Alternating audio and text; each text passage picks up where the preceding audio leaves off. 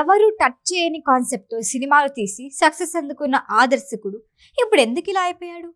Planning విషయంలో పక్కా అన్నట్టుండే ఆ దర్శకుడు అడుగులు తడబడుతున్నాయెందుకు? హిట్ పక్కా అనిపించుకునే రేంజ్ నుంచి ఎస్కేప్ అవుతున్న దర్శకుడిగా ఎందుకు మారిపోయాడు? ఏమైంది? ఎవరా దర్శకుడు?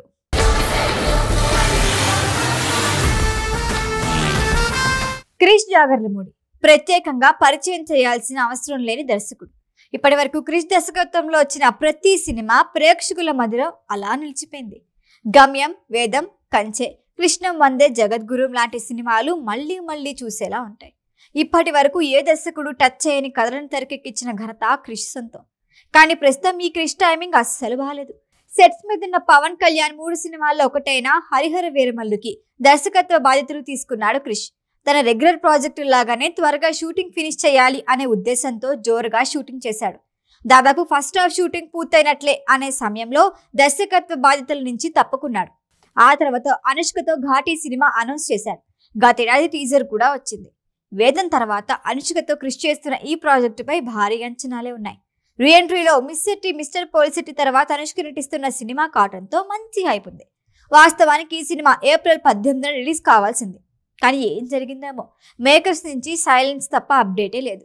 లేటెస్ట్ టాక్ ఏంటంటే ఈ ప్రాజెక్ట్ నుంచి కూడా క్రిష్ తప్పుకున్నాడట. ఘాటీ ఆగిపోయిందా? క్రిష్ తప్పుకున్నాడా? మరి అనుష్క మూవీ వచ్చేటప్పుడు అంటూ సోషల్ మీడియాలో పోస్టులు పెడుతున్నారు స్వీటీ ఫ్యాన్స్. వాస్తవానికి సినిమాల నుంచి తప్పుకోవటం క్రిష్కి కొత్తేం కాదు.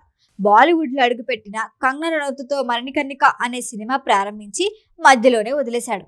ఆ తర్వాత పవన్ కళ్యాణ్ హరిహర వీరమల్లు కూడా షూటింగ్ ప్రారంభించి మధ్యలోనే విడిచిపెట్టేశాడు. ఇప్పుడు ఘాటీ విషయంలోనూ అదే జరిగిందా అనే సందేహాలు వ్యక్తమవుతున్నాయి. ఇండస్ట్రీలో ఓ రేంజ్లో జర్నీ ప్రారంభించిన క్రిష్ అదే జోరుని ఎందుకు కొనసాగించలేకపోతున్నాడు అనేది ఇప్పుడు హాట్ టాపిక్. ఒకప్పుడు క్రిష్ దర్శకత్వంలో సినిమా వస్తుందంటే పక్కా ప్లానింగ్ ప్రకారం సాగేది. రిలీజ్ డేట్ అనౌన్స్ చేస్తే చెప్పిన టైంకి రావటం పక్కా అని ప్రేక్షకులు ఫిక్స్ అయ్యేవారు. బాలకృష్ణతో గౌతమిపుత్ర శాతకర్ణి లాంటి హిస్టారికల్ మూవీని 3 నెలల్లోపు షూటింగ్ పూర్తి చేశాడు. ఎన్టీఆర్ బయోపిక్ 2 భాగాలని కూడా 79 రోజుల్లోనే పూర్తి చేసిన ఘనత క్రిష్ సొంతం. మంచి కథలని వేగంగా తెరకెక్కించడం క్రిష్ స్టైల్ అనే మార్కు ఉండేది. అంతెందుకు, కరోనా పీక్స్ లో ఉన్న సమయంలో ప్రారంభించిన కొండపొలం సినిమాను తక్కువ మందితో 45 రోజుల్లోనే షూటింగ్ పూర్తి చేశాడు. కానీ ఇప్పుడు ఆ లెక్కలు మారిపోయాయి. అయితే సినిమాల మధ్య నుంచి తప్పుకుంటున్నాడా, లేదంటే చేస్తున్న ప్రాజెక్టులు వాయిదాల మీద వాయిదాలు వేస్తున్నాడు? ఎలా ఉంటే డైరెక్టర్ ఎలా అయిపోతాడు అనే కామెంట్లు వినిపిస్తున్నాయి. కనీసం హరిహర వీరమల్లు కంటిన్యూ చేసినా బాగుండేది కదా అంటున్నారు ప్రేక్షకులు. ఈ వీడియో కనుక మీకు నచ్చినట్టయితే లైక్ చేయండి, షేర్ చేయండి, సబ్స్క్రైబ్ చేయండి. అలాగే పక్కనే ఉన్న బెల్ ఐకాన్ని క్లిక్ చేయండి.